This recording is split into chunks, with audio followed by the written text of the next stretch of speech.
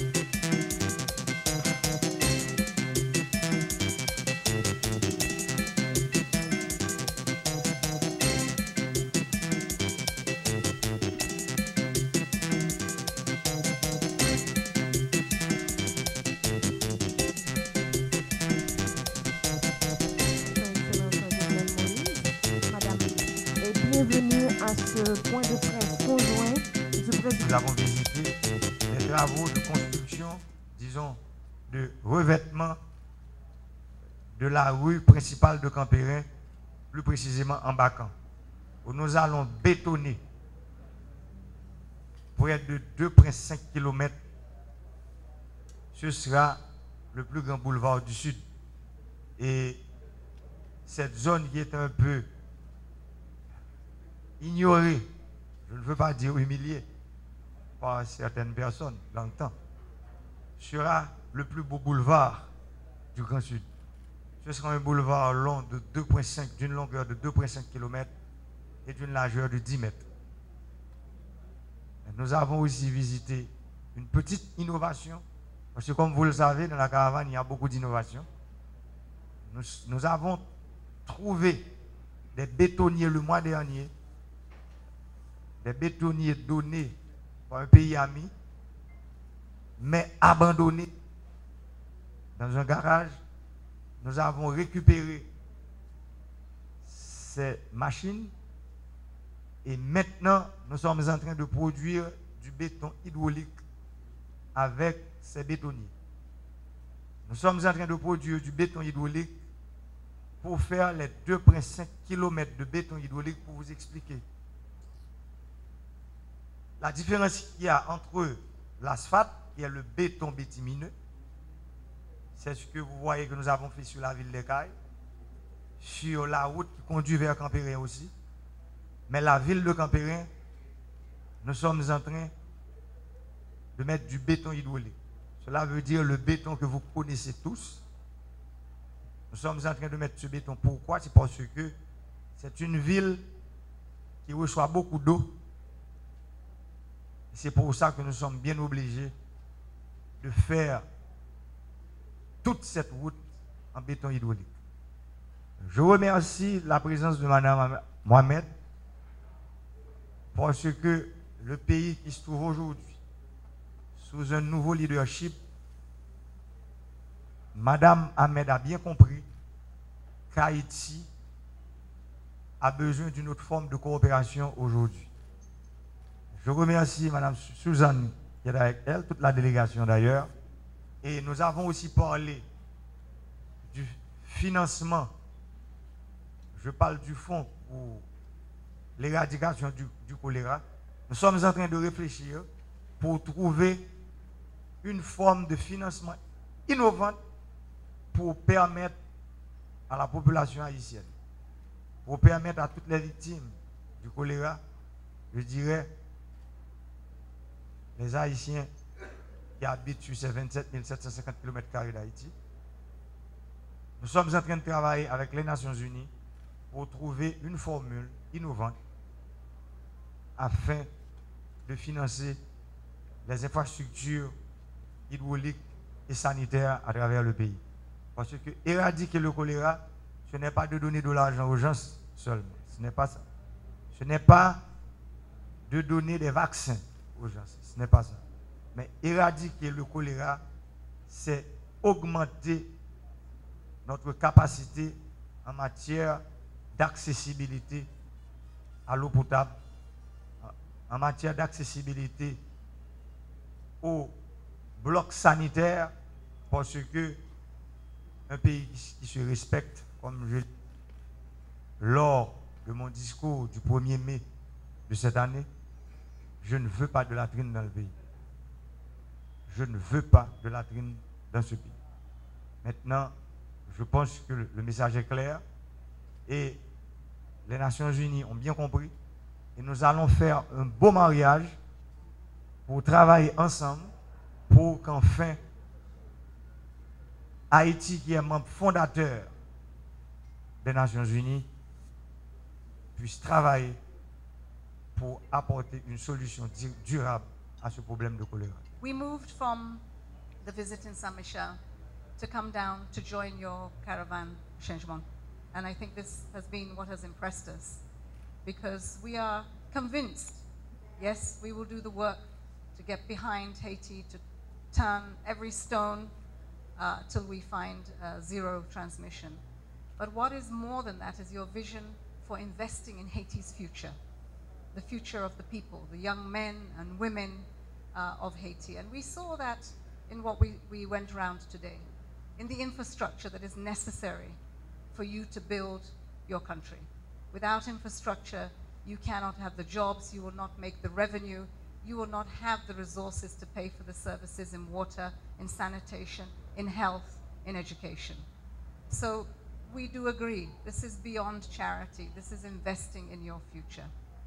We saw the innovation, given that you are doing what you can with the resources that you have. And I think that shows that if Haiti can put that step forward, then many more steps should come behind you to support that effort.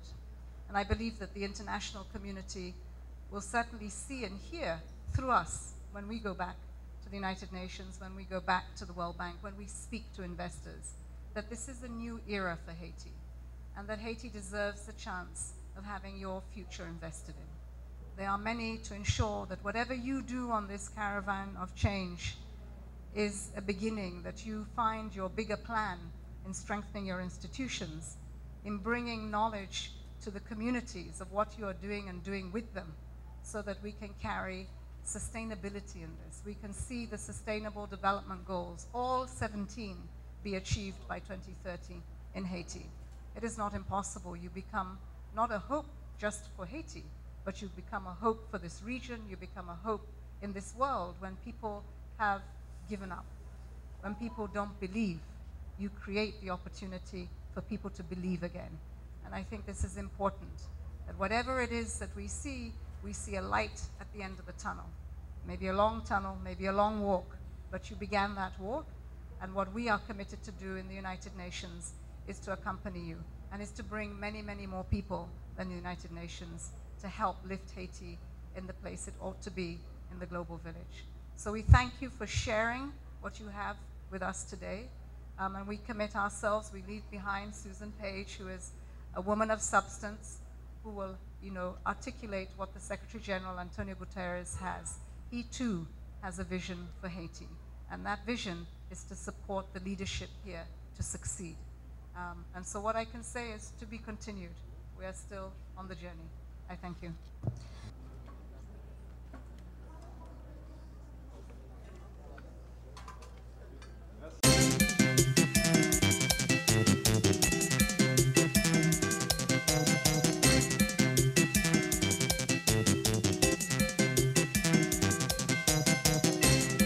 So we have a way to go. But ladies and gentlemen, thank you very much. I want to begin by thanking the President, the Prime Minister, many government officials we met, but especially the communities, the heroes that we saw working at the front line in the communities that we went to, many from civil society, and a special place for the victims of cholera that we had time to speak with and to hear from them directly their concerns, their aspirations.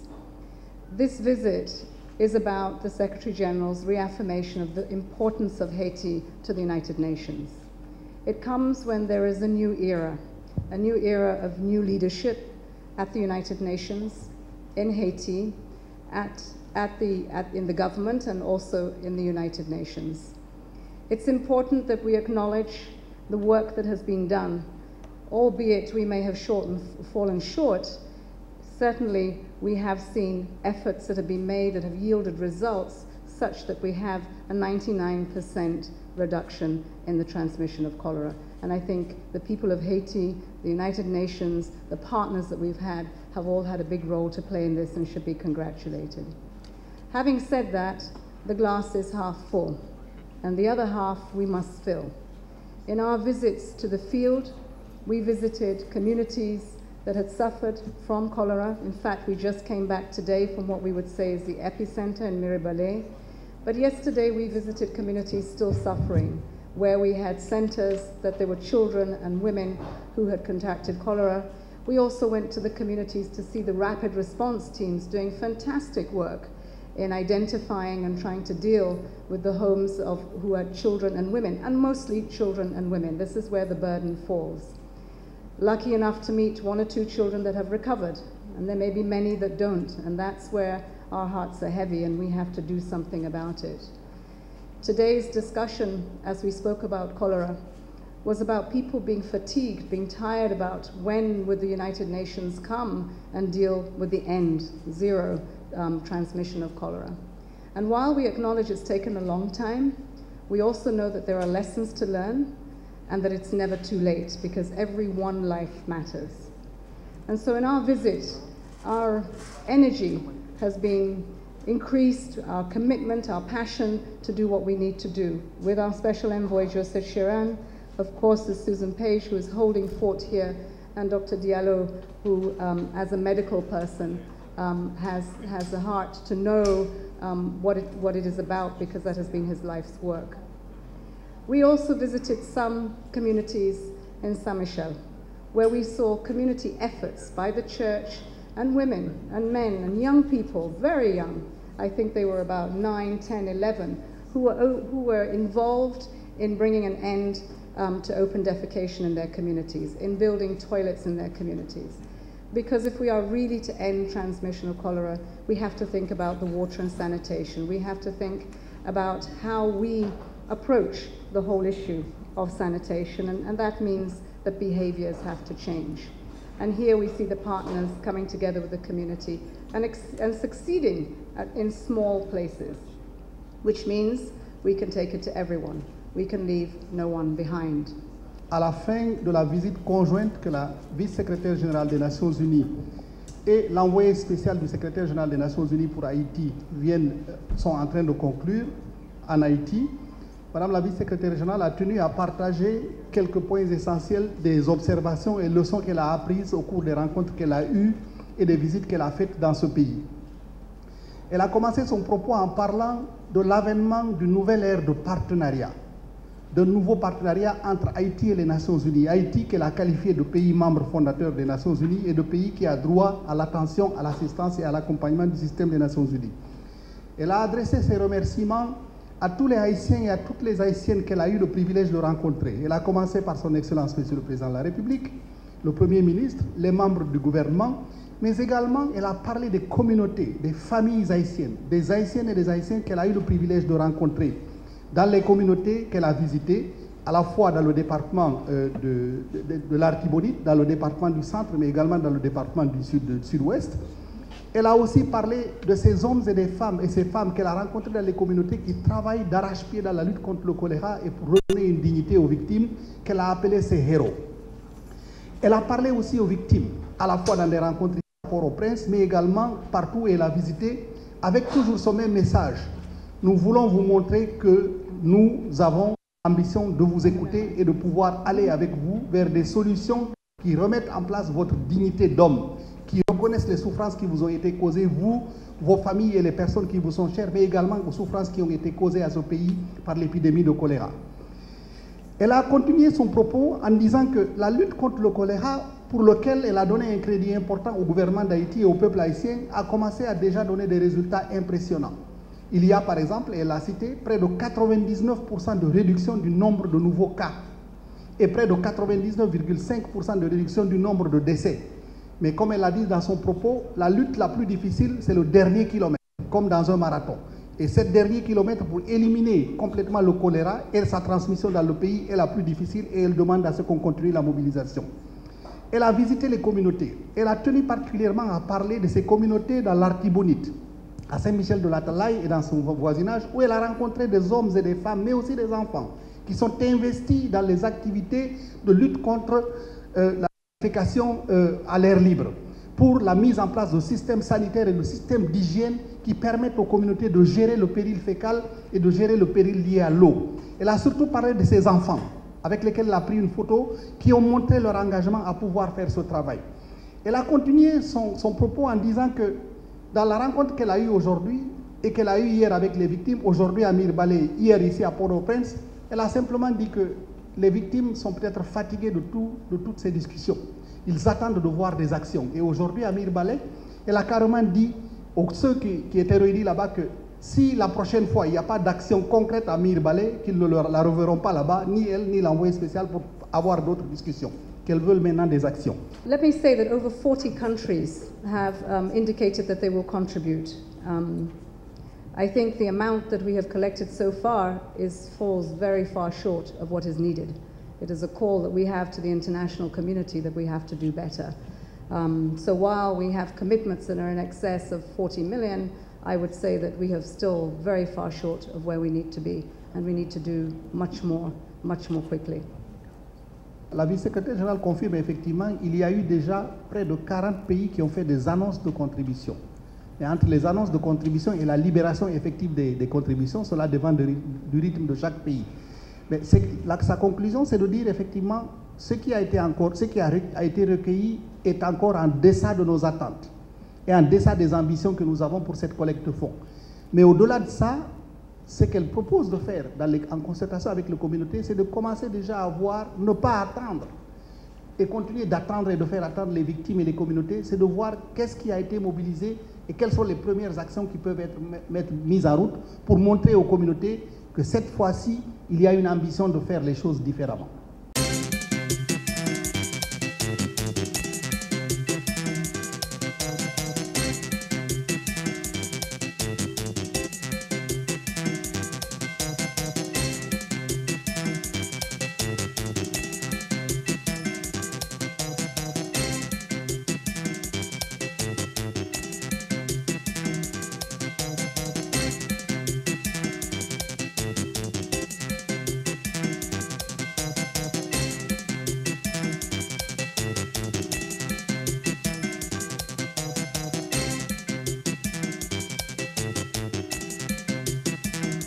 Haïti, encore une fois, est en train de faire l'histoire à travers la tenue de ce 3e forum de l'Amérique latine et des Caraïbes sur le VIH-Sida.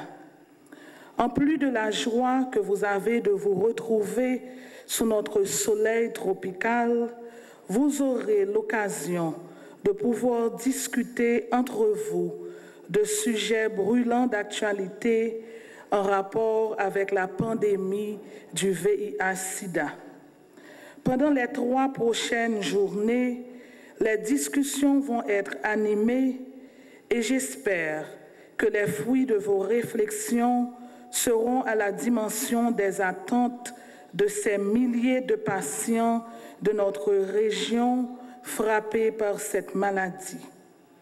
Point n'est besoin de rappeler que ce forum a pour objectif de mettre en place un espace de discussion entre les pays d'Amérique latine et des Caraïbes afin de non seulement générer un consensus sur les priorités régionales et les stratégies pour soutenir l'expansion rapide d'une réponse intégrée, efficace et intersectorielle du VIH dans la région, mais encore de garantir un financement durable de la riposte au VIH nécessaire à cette dernière d'ici 2020. PAO, et qui est l'une des chevilles ouvrières de ce forum. Et nous allons donc appeler son représentant en Haïti, le docteur Luis Codina. 3e forum latino-américain et caribéen de VIH.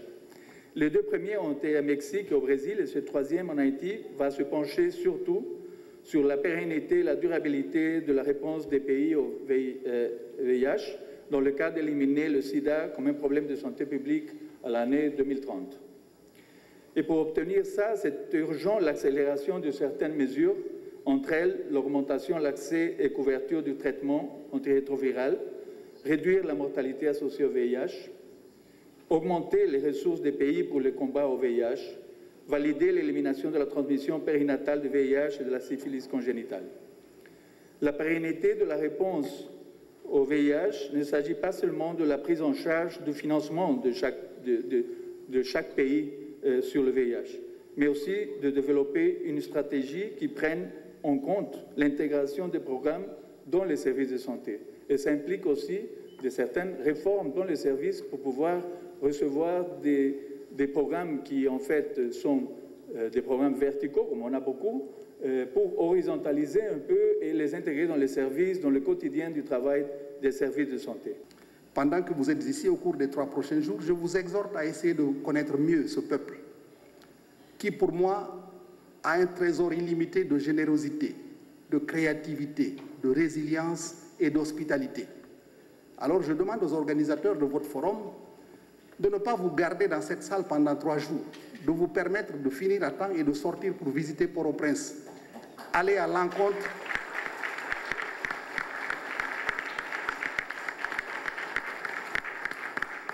visiter Port-au-Prince, dis-je, et aller à l'encontre des Haïtiennes et des Haïtiens qui travaillent au quotidien pour essayer de gagner leur vie et de pouvoir soutenir leur famille.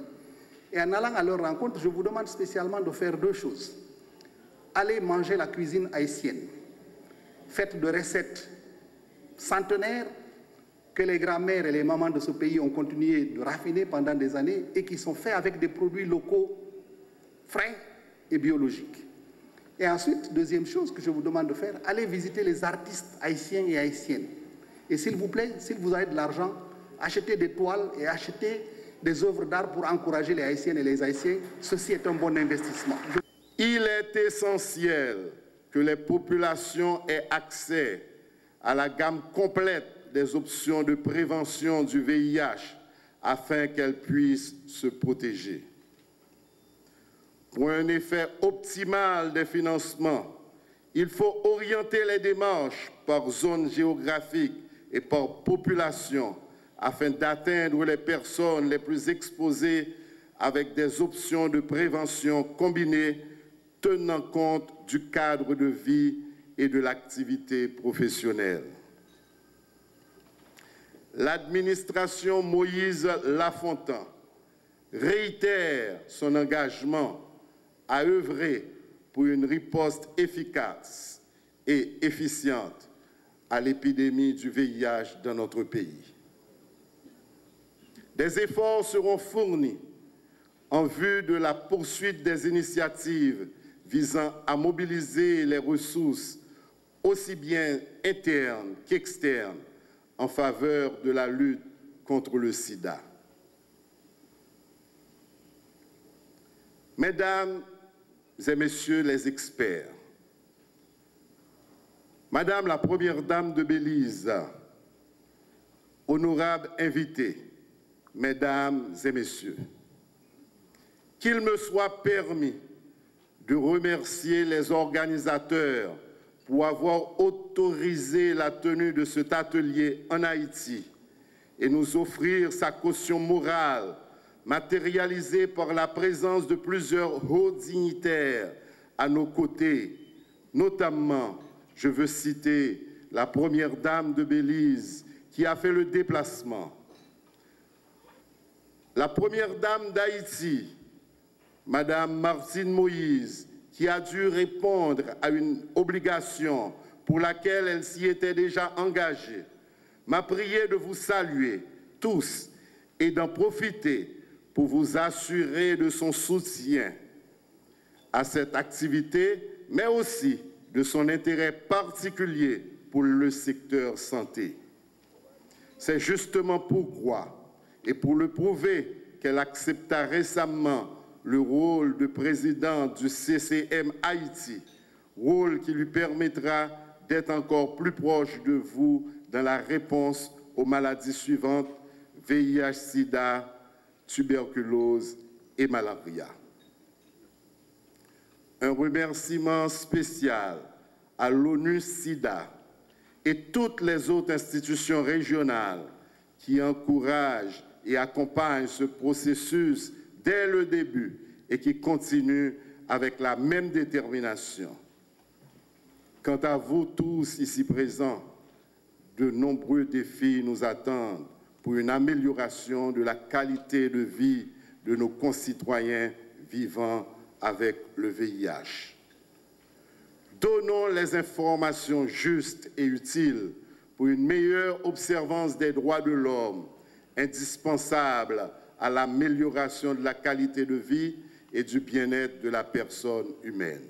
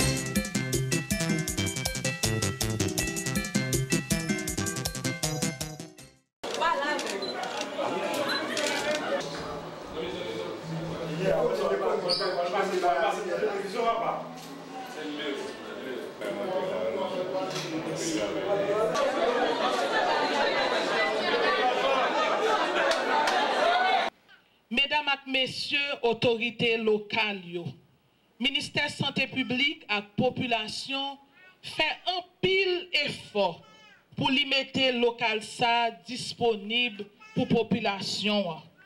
Grâce à ce support député, nous comprenons que j'en était urgent pour nous l'ouvrir maternité ça.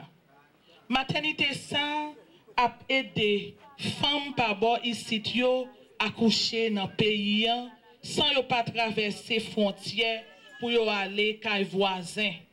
Moi inviter nous faire bonne utilisation de lit et puis éviter gaspillage pour nous servir avec lit au maximum. Moi demander vigilance nous pour nous kembe li propre pour local l'arrêter en bon état parce que c'est un problème qui gagne en Haïti ou inaugurer maternité ou by tout équipement et leur tourner après 2-3 mois tout équipement disparaît maternité en salle. Donc moi compter en pile pour autorité locale, autorité qui présent qui vivent dans un sapit pour aider nous kembe maternité ça propre et en bon état pour l'homme tourner dans un mois dans 2 mois pour me joindre ni Jean nous t'ai inauguré là. Jean Proverbe l'a dit, mais en pile, chat pas l'eau. Mesdames, maman c'est une grosse responsabilité. Première charge en maman, gagner c'est pour protéger petite li. Protection ça a commencé depuis la vente. C'est ça que fait depuis là nous connaissons enceinte, c'est pour nous venir suivre dans belle santé ça qui relève nous chez maître, chez maîtresse. Mandez docteur yo, faites tout test pour nous. Pour petite nous capable de faire en santé sans j'aime aucune maladie. Éviter meilleur passement des pardons. Et puis nous éviter faut que nous connaissons. Faites un sida pour nous protéger tête nous à tout petit bébé qui dans ventre nous. Parce que là nous fait test nous n'a aidé pour maladie pas sauter dans corps nous pour aller dans ti moun. Donc ti moun ça n'a ballon chance pour lui faire sain pour lui faire sans j'aime sida. Maman c'est la vie. Non, femme c'est la vie. Maman c'est potomitan. M'a continuer travail sans camper pour nous toutes mesdames moyo capable joindre on la vie meilleure que n'a cherché et que président Jovenel a bataille sans prendre souffle pour l'offrir nous. Merci un peu.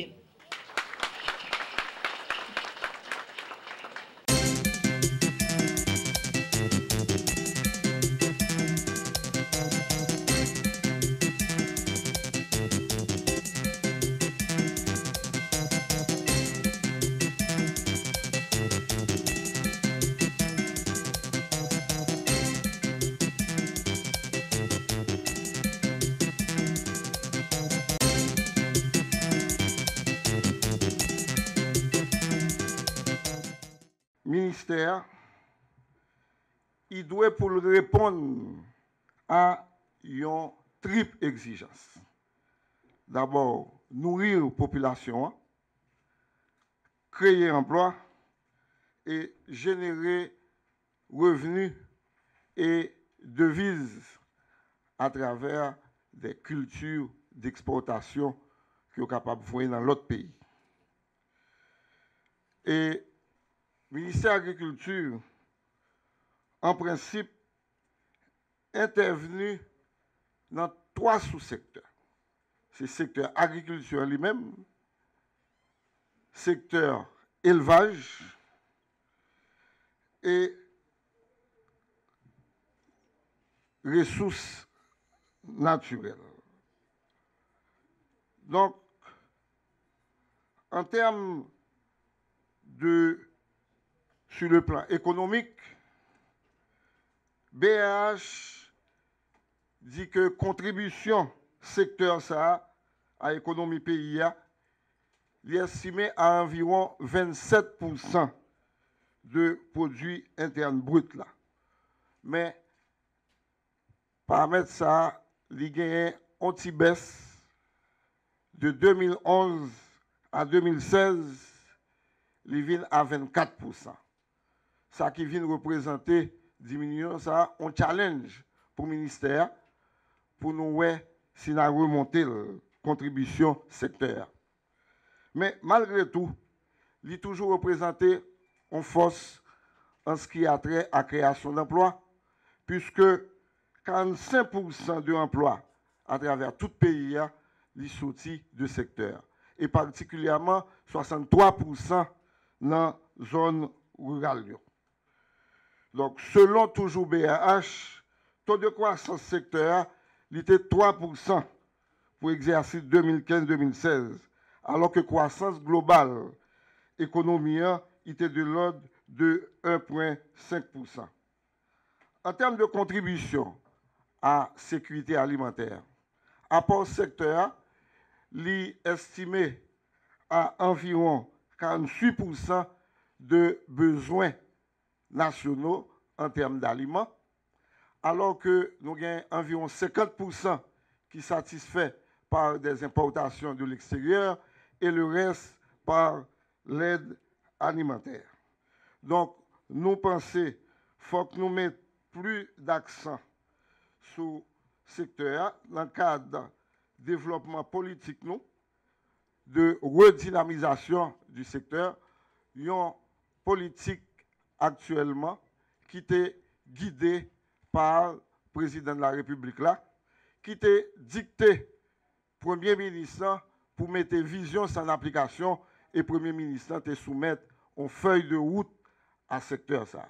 Son feuille de route assez ambitieuse qui groupait en près de 7 à 8 thèmes et environ 60 activités ou interventions à développer. Et actuellement, nous, en pleine campagne d'hiver que nous avons préparée, cette campagne pour qui commence dès maintenant pour jusqu'à février. Mais cette campagne qui concentre surtout autour de nos plaines irriguées. Et coût prévu pour campagne ça, dépasser 1 milliard de gouttes, puisque concernait près de 84 périmètres irrigués que nous devons pour nous mettre en état juste avant que ce milieu commence, et 84 périmètres ça permettent d'étendre sur environ 25 000 hectares. Donc actuellement, nous avons organisé campagne là, nous commençons avec formation, sensibilisation, nous avons fait appel d'offres pour les intrants, nous avons fait démarche dans le cadre d'acquisition de tracteurs, d'accessoires pour la mécanisation agricole et nous avons organisé suivi et évaluation campagne ça. Pour campagne ça, il est évalué à 1 250 322 475 gouttes. Campagne ça, nous sommes lancés dans Inch, côté nous avons commencé à distribuer des pompes d'irrigation et des bons d'achat pour les intrants à environ 2 milliers de planteurs. Et nous avons lancé le tout dans la Tibonite, particulièrement à Marchand, lors de la commémoration de la mort de Dessalines, côté président, de remettre des clés d'environ 50 tracteurs à 12 coopératives de production que nous formons dans le cadre de la caravane, qui chaque coopérative a géré des blocs de 500 hectares. C'est un bagage qui expliquait, qui illustrait la phase structurante de la caravane, puisque opération coup de poing caravane, qui te permettent que nous adresser à des problèmes profonds, comme curage de près de 197 km de canaux, dont plusieurs d'entre eux ont près de 10 ans que n'ont pas curé, nous sommes obligés d'employer opération ça, que nous avons opération coup de poing, qui était mobilisée en pile matériel, gros matériel, pour nous être capables de faire face à l'obligation ça. Mais actuellement, dans la Tibonite, nous, dans la phase structurante là, côté que nous avons encadré ces 10 blocs de production, nous avons déjà transformé en coopérative et démarches parallèles à faire pour l'octroi de crédit au niveau du FDI, au niveau du ministère des Finances, ministère du Commerce, pour que chaque coopérative qui est bien structurée réunisse des conditions pour bénéficier de crédit, pour être capable d'armer de plus de matériel. Et nous pensons, distance pour mandat 5 ans fini, nous avons quitté Valéa à plus de 1500 tracteurs. Alors que actuellement, seulement après inventaire, nous joignons que 150 opérateurs. Donc, nous possédons à l'école moyenne de formation en mécanisation agricole et en entretien que nous pourrons mettre au niveau de Pont-Benoît et au niveau de l'école moyenne d'agriculture de la vallée de la Tibonite. Ça pourra permettre que nous absorbions environ 3000 jeunes à raison de 150 par session de formation, ce que nous avons quitté.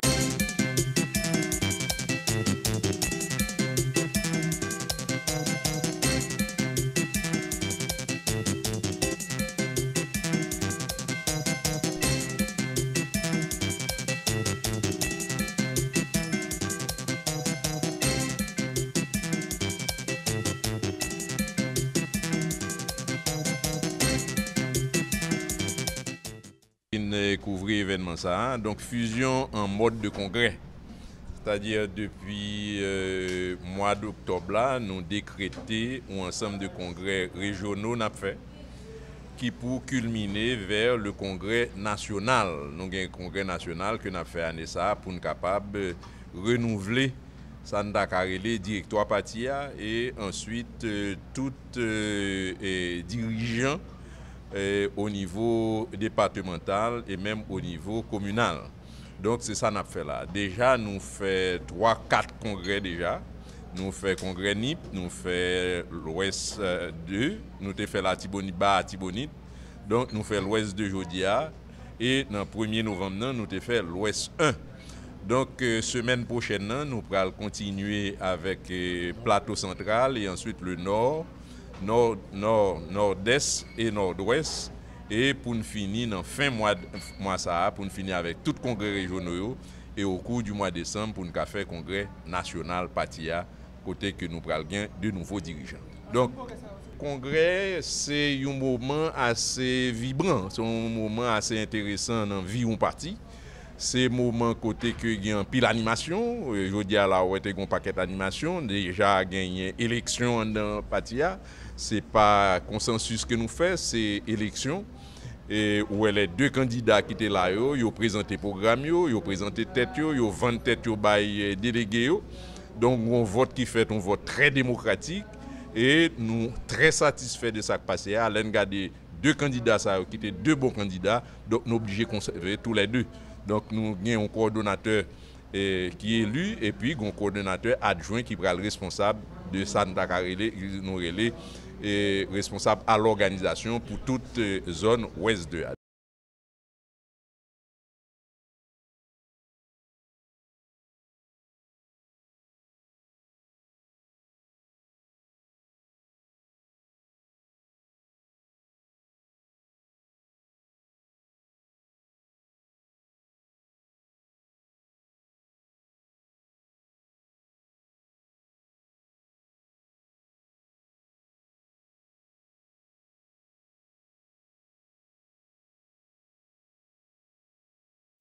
Novembre 1995, EMA existait. Et EMA a réalisé déjà 6 formations de magistrats. Et mission EMA, ce n'est pas seulement former des magistrats. Suivant la loi du 15 novembre 2007, il faut former d'autres acteurs judiciaires. Alors, comme dans la formation, comme une formation initiale, formation continue. Et pour l'histoire, c'est la première fois que EMA a organisé une formation de greffier. Donc, maintenant, c'était cérémonie solennelle pour rentrer et promotion greffier ça. Et forme de bien, c'est pas voie de concours. Télégué t'es participé, t'es suivre. Période de concours là, parce que l'admissibilité et l'admission. Et 40 et monde qui réussit au matin à rentrer l'école de la magistrature dans une cérémonie officielle où nous réalisons la présence du président du CSPJ, en présence du représentant du ministre de la Justice, parce que le ministre de la Justice a été représenté par le directeur affaires judiciaires là, et en présence d'autres amis. C'est une très grande cérémonie où 40 élèves greffiers et après, immédiatement après, tu as un vin d'honneur qui était dans la cafétéria. Donc en gros, c'est comme ça va passer. Il y a un métier magistrat, il y a un métier greffier. Et mission de l'école là, c'est rentrer dans une dynamique et c'est savoir-être et savoir-faire. Savoir-être, il faut son bon magistrat, un bon greffier, mais savoir-faire là, il faut que son greffier qui est apte à remplir fonction. Donc, ce n'est pas n'importe comment rentrer dans la profession, comprenez? Et c'est pourquoi, fonction publique qu'on y a là, l'État dit pour rentrer dans la fonction publique là, il faut passer par votre concours. Et loi sur l'école de la magistrature, ce n'est pas au concours rentrer là-dedans. Donc, nous voulons revaloriser le métier. Revaloriser parce que là, ce n'est pas le monde qui peut aller parachuter rentrer. Nous allons renforcer non seulement la capacité, tout ça dans le système qui remplit les conditions, et nous allons intégrer tout le monde qui est formé pour nous renforcer. C'est certain qu'il y a des greffiers qui gagnent. Je dis pas un greffier qui a 48 ans à fonctionner comme greffier. Il y a un greffier qui a 84 années d'âge. Et il y a près de 53 ans depuis qu'il a fonctionné comme greffier. Donc, greffier, c'est des hommes de valeur. Il faut qu'au moins, les gens qui assurent la relève, il faut aussi des valeurs. Donc, c'est pourquoi nous rentrons dans une dynamique pour nous renfermer dans la loi 15 novembre 2007 là, et dans le décret 22 août 1995 là tout, qui dit pour mon greffier, faut son licencié en droit pour entrer dans le cour d'appel, cour de cassation, tribunal de sanction, faut licencier en droit. Donc nous organisons le concours là, et ça t'a étonné, monsieur Sao, il a étonné nous puisque tellement compétent, il a tellement passé brillamment le concours là. Donc c'est certain. C'est ça nous espérer que les intégrer le système, nous parlons de véritables professionnels, de véritables greffiers qui comptent métier greffier. Et ceci fait nous bien. Dans le pays francophone, je prends la France par exemple, ils fait greffier à mettre c'est pour greffier à rendre compte que c'est le travail avec magistrat, c'est bras droit magistrat. Si greffier c'est en contact avec la société. Donc, il faut greffier un conseil de notions, il faut le connaître. Et greffier, longtemps, on te dit, qu'on qualifie greffier de teneur de plume. Qu'on a greffier moderne, ce n'est pas seulement teneur de plume, non. Il y a un computer, il y a parlé langue, écrit langue, tout. Donc, il y a des procédures et tout. Donc, c'est ça que fait, nous voulons, comme l'école a ses missions, intégrer dans le système, renforcer le système, renforcer l'institution, comme c'est l'État. C'est l'État, au sein du président, a déclaré et péremptoirement dans le discours, lui-même est là pour venir renforcer l'institution et l'école magistrature était déjà dans la mission ça, là travaille pour renforcer l'institution et le ministère de la Justice qui appuyait l'initiative ça parce que là l'école là a 22 ans et c'est la première fois là organiser une formation initiale pilote de greffier. Nous allons ouvrir classe pour huissier, nous allons former huissier et tout parce que le système a besoin de ça. Il y a besoin de monde qui est capable de prêter main forte parce que la justice n'a décrié, mais si la justice a des gens compétents et sérieux là-dedans, monsieur, l'a progressé. Le ministère de la Justice, comme vous le savez, est administré par le magistrat Eidi Fortuné. Effectivement, c'est quelqu'un qui est viscéralement attaché à la cause de la justice, donc de la magistrature, et en ce sens, il était question pour lui de faire en sorte qu'on essaie de professionnaliser certaines professions judiciaires et c'était le cas logiquement pour les greffiers dans le cadre de la cérémonie inaugurale d'aujourd'hui devant permettre qu'une quarantaine d'élèves greffières et greffiers soient formés pour les 6 mois à venir au sein de l'école de la magistrature. Donc notre implication à ce niveau, c'était de faire en sorte que toutes les formalités soient remplies pour qu'effectivement qu'on démarre avec la formation initiale et c'est une formation pilote aussi qui démarre dès cette semaine. Donc on est conscient des lacunes et de certaines critiques qui sont portées sur la qualité du travail qu'offrent certains acteurs judiciaires. C'est dans ce sens que le ministre Eidi Fortuné ainsi que le directeur général de l'école de la magistrature qui avait reçu les instructions du ministre, c'est ainsi qu'ils ont fait en sorte que ce rêve devienne une réalité à travers cette cérémonie inaugurale.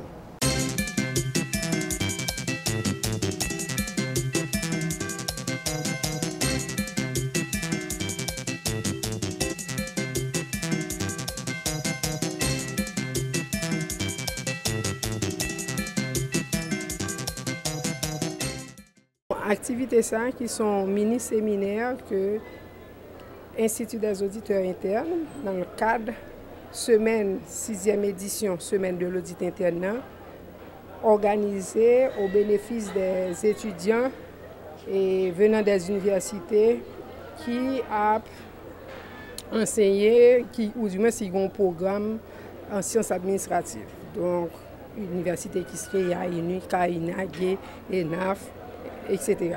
Qui est ce programme ça lui-même là-dedans? Le programme ça sont mini-séminaires portant sur un aspect très intéressant dans l'audit interne qui c'est la cartographie des risques. Donc, qui s'allie, c'est un élément qui permet parce que la profession là, si vous êtes capable de faire un plan de travail, que nous avons les plans d'audit, donc il faut capable d'identifier les risques au sein de l'institution ou bien au sein de l'organisation pour permettre aux professionnels de connaître qui pour faire, c'est pour faire qui facile. Et puis avec ça, il est capable de planifier le travail pour capable mener une mission d'audit interne.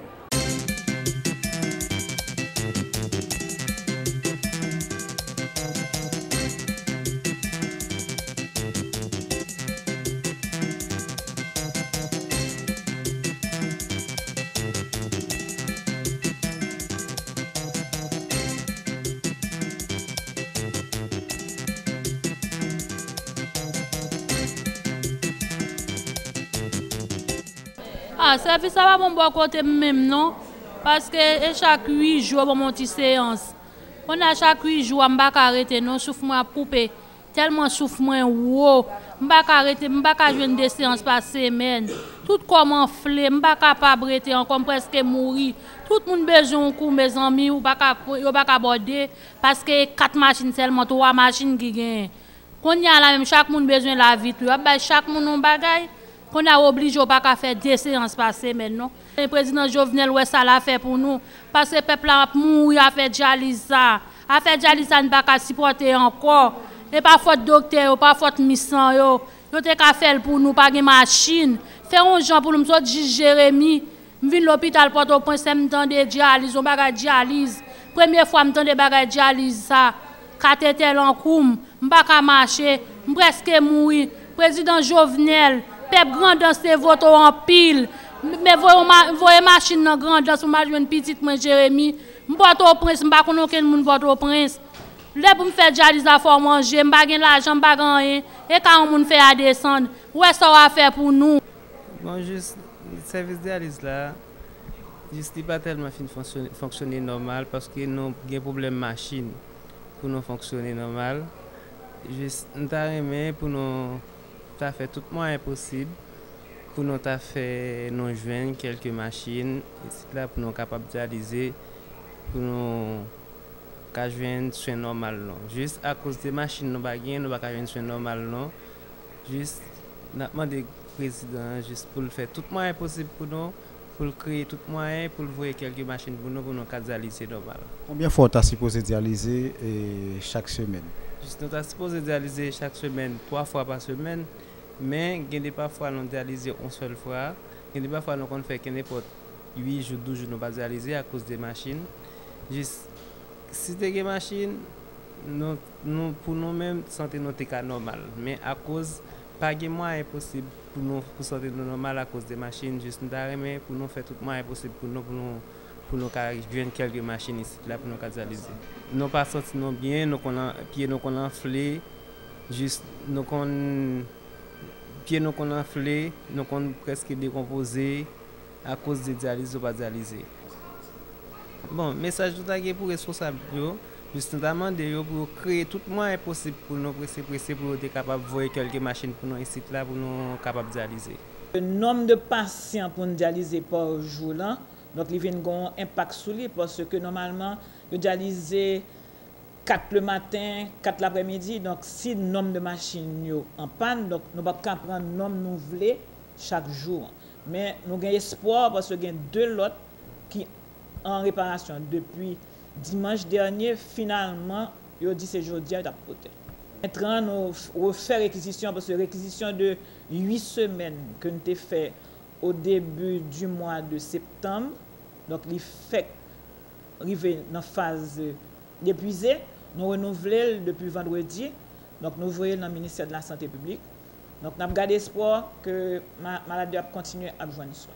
Bon, nous pas qu'à fonctionner à capacité maximale non, parce que c'est comme si une machine, il y a des jours on ne connaît que la machine n'a pas tombé en panne. Si il y a une variation courant électrique, il y a des pièces qui sautent, donc ça a un impact sur le fonctionnement de la machine.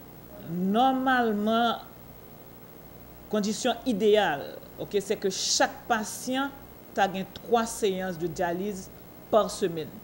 Donc pour le moment, avec nombre réduit appareil, nous n'avons pas qu'à faire ça. Donc il y a des malades qui gagnent 1 à 2 séances. Mais c'est pour ça que je vais profiter de Téléguinée, de l'antenne, pour me conseiller, faire davantage de messages de prévention. Parce que l'insuffisance rénale, là, sont causes qui balent. On connaît des maladies de tension, des maladies de sucre. Donc il faut que pas tant dans la phase finale. Là. Okay? Il faut consulter le docteur plus souvent pour prendre des médicaments régulièrement et surtout contrôler le régime. Parce que l'insuffisance rénale là sont causes qui baillent. D'autres facteurs de risque qui doivent occasionner insuffisance. Comment malade arriver dans l'insuffisance rénale. L'homme arrivé dans la direction exécutive, là, il dit en 2016, le ministère a été 4 appareils. 9. Mais pour le moment là, que je viens là, nous recevons en don 2 appareils, mais ce n'est pas appareil 9. Il y a un appareil 2016 qui est tombé en panne. Mais 2 appareils qui ont été faits par nous, ils n'ont pas marché, ils ont rangé partiellement une question de calibrage que ont fait un fournisseur. Malades qui souffrent de tension, malades qui souffrent de sucre, malades qui ont une infection urinaire chronique, nous avons souhaité aller au docteur pour contrôler les problèmes, pour ne pas arriver dans le stade d'insuffisance rénale. Ensuite, l'autre souhait, c'est que nous avons plus de moyens pour nous avoir plus d'appareils, pour nous prendre en charge les patients convenablement, parce que l'idéal, c'est qu'on ait un nombre X de patients qui gagnent 3 séances de dialyse par semaine pour que le traitement soit vraiment efficace. Normalement, c'est 5 sur 7. Pour le moment, comme nous recevons 2 en don, entre temps que tombe en panne, nous avons 6 cap marché. 600, tu as 4 déjà qui fonctionnaient, et puis 2 qui préparés, ça fait 6.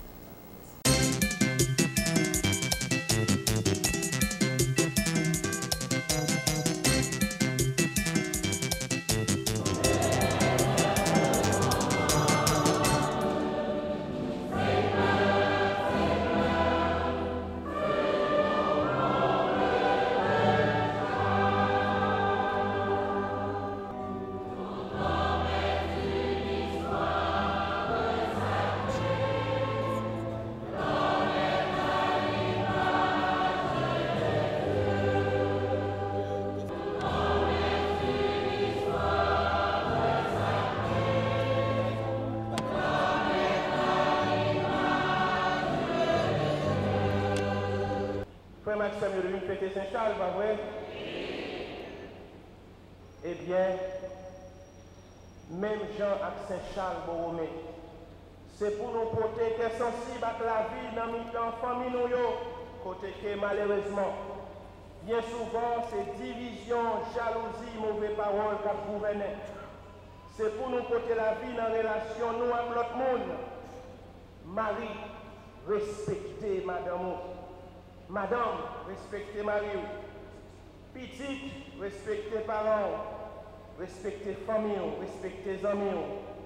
Parents, respectez petit nous. Petit monde, respectez grand monde. Élèves, respectez professeurs. Professeurs, respectez élèves. Chauffeurs, respectez passagers et piétons.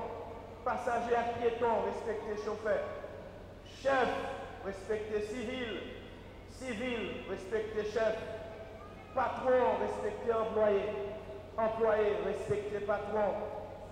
Frères, respectez sœurs. Grand nègre, respectez malheureux.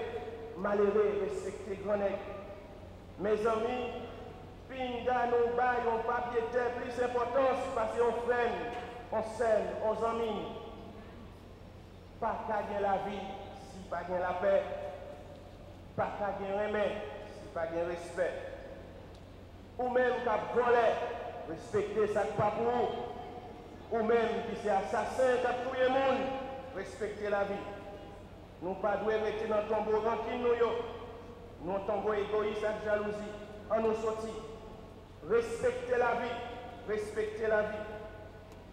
Frère Maxime, si tu es bien dans fait méchanceté, ce n'est pas dans l'état ça, Haïti taillé. Youn, respectez l'autre. Saint-Charles Borromée, patron du diocèse de Gonaïves, aide-nous à grandir davantage dans l'amour du Christ, dans sa miséricorde, dans sa protection. Ce Christ, bon pasteur, qui vit et règne avec le Père et l'Esprit Saint, un seul Dieu, pour les siècles des siècles.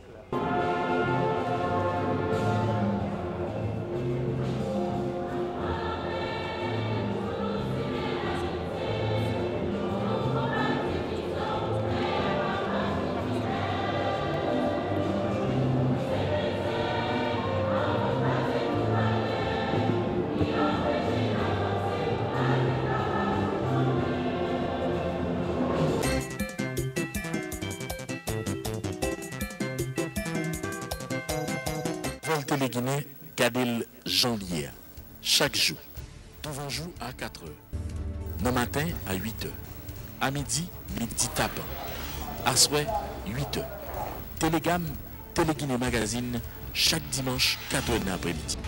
Nouvelle Téléguinée, sans commentaire, sans voix monter, Gadel Janvier.